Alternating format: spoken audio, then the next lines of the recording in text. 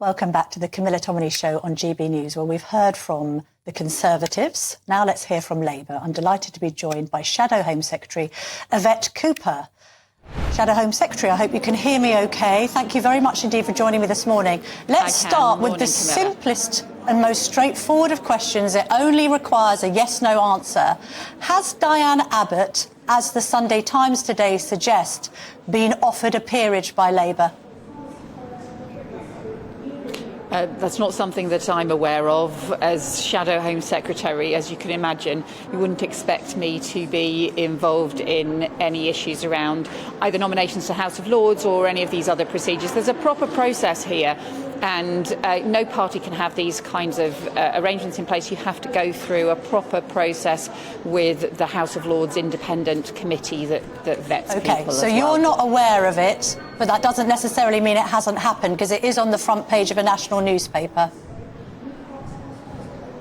Yeah, you get quite a lot of things on the front pages of national newspapers, as you and I have probably learned over very many years. Well, I mean, Keir Starmer's on the front of the Sun and Sunday saying he's going to bring down immigration. I mean, who knows what we can trust? Before we get on to that very important topic... And I can tell you all about that one. All right, please do. Can we just talk about private school and VAT on private school fees first?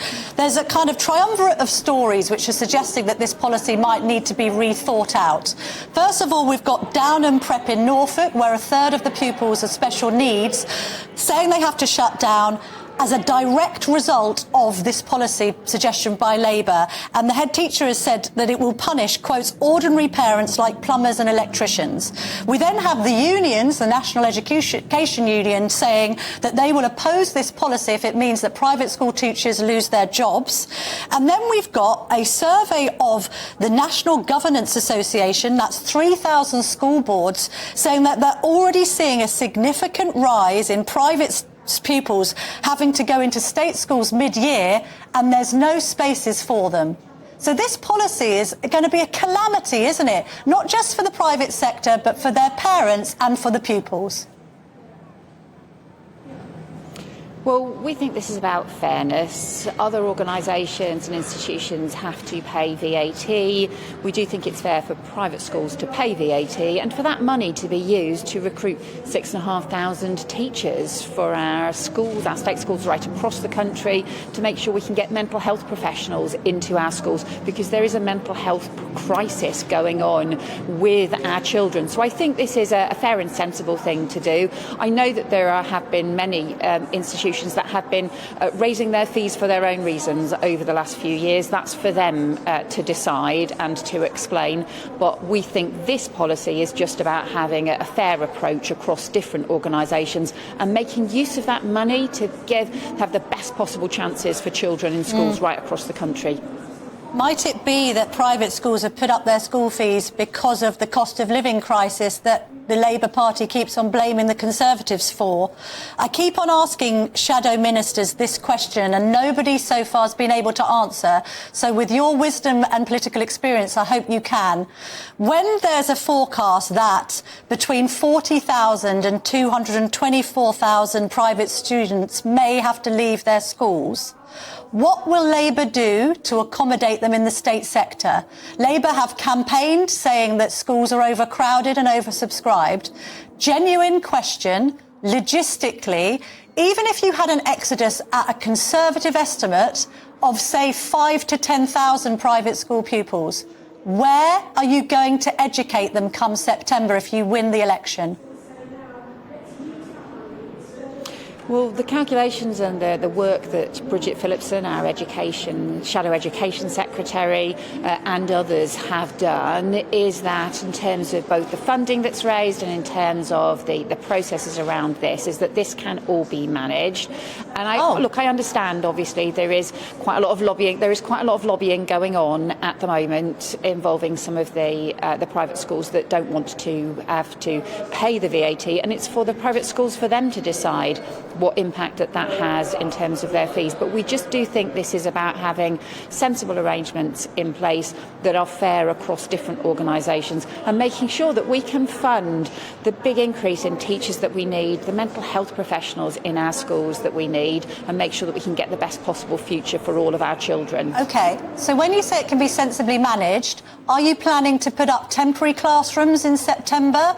Are you planning to try and build schools between July and September to accommodate these pupils? How will you physically do it? Well, Camilla, we do think it can be sensibly managed. We think that this is the right thing to do. And we think that we understand that there are a lot of different lobbying organisations and some quite well-funded lobbying organisations that are trying to kind of set out a whole series of different things which actually are not the way we expect this to be implemented.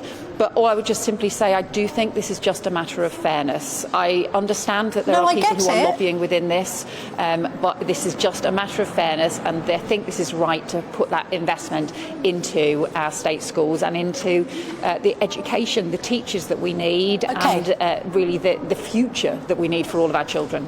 I'm just going to try a final time, and let's try and put it a bit easier. Are we saying that there will be a chance that the next Labour government, if you win the election, is going to have to put up temporary classrooms? Should we agree on that? I think, look, Camilla, we've set out our policy. It is for private schools themselves to decide. They will need to pay the VAT just like everybody else does. It's for them to decide what then they do about their fees. There's been a lot of, I think, deliberate lobbying going on about what the implications will be for those private school fees. But we do recognise they have already increased. No, they have already increased their fees very substantially over recent years. I think it's for them to decide that. It's really not. But it's not for them to decide. Potential future Labour government to decide, because it's really for us to say, look, we want a fair system in place, and we want to make sure that that funding can go into our schools across the country and our kids' future. But it's going to be for the Labour government to decide how to educate private school pupils whose parents can no longer afford the fees. So how and where are you going to accommodate them? I can't understand why none of you can answer this very simple question.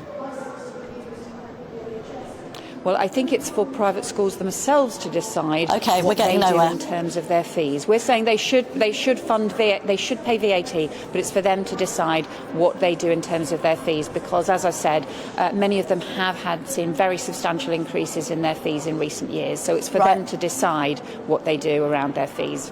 OK, well, we're getting nowhere. Shall we talk about immigration? Starmer has said in The Sun on Sunday, as I mentioned earlier, read my lips, I'll bring down immigration. What are you going to bring legal migration down to, Yvette Cooper? Can we have a figure, please?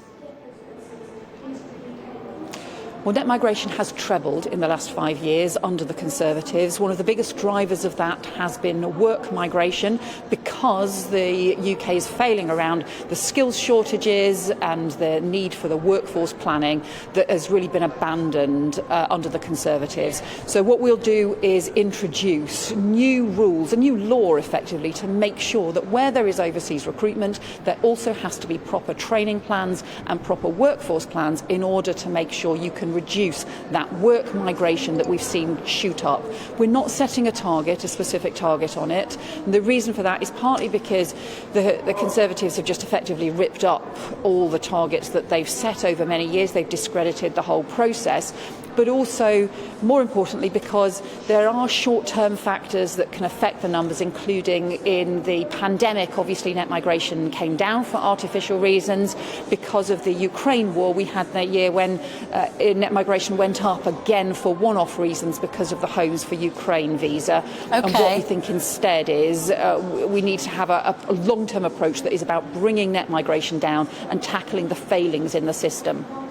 OK, when you say that you can't give us a figure, just a very quick final question. The OBR is baking in a net migration figure of 336,000. Is that too high? Would you like to see that number reduced? Let's try and make it a bit more broad.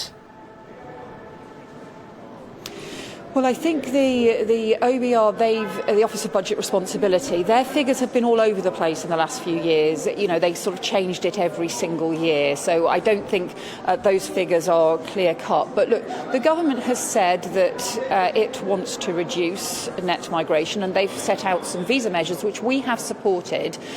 However, we are going further than the Conservatives on this because we think that this is not tackling the heart of the issue. Just to give you one fact that I think gets to the heart of this, engineering visas have doubled in the last few years. Engineering apprenticeships have halved. That shows where the system is failing. We want to make sure we've got proper training, workforce plans, apprenticeships and support for engineers so that we don't have this doubling of engineering visas, so that we don't have this continuous problem of the immigration system picking up the pieces for the failure in the economy. We can't have this kind of uncontrolled free market approach to migration, Sure. which is what the Conservatives have had in place for the last few years.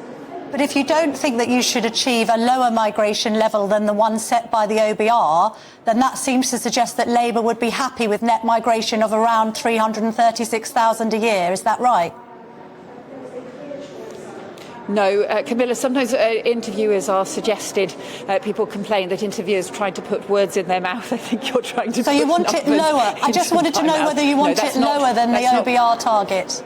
I know, and I understand your questions, Camilla. I'm saying that net migration needs to come down. I'm saying that I don't actually think those OBR figures are necessarily accurate because they've moved around over very many years. And I'm saying that we want to go further than the Conservatives' plans because they are not targeting the skills shortages and the training requirements. They're doing nothing in the end to tackle the problem. Another example, the number of social care visas has gone up from 3,000 a year. It went up to over 100,000 a year in the space of 18 months because there was no proper workforce plan for social care, no plan to get people who are currently not in employment or training back into the workforce to fill posts, no plan to actually make sure you've got skills or fair pay agreements in place. So Labour would actually have a proper workforce plan to do all of those sorts of things. That's how we deal with it. That's how we make sure that those visa numbers actually properly come down. Yvette Cooper, you've been Thanks, very Camilla. generous with your time this morning. Thank you very much indeed.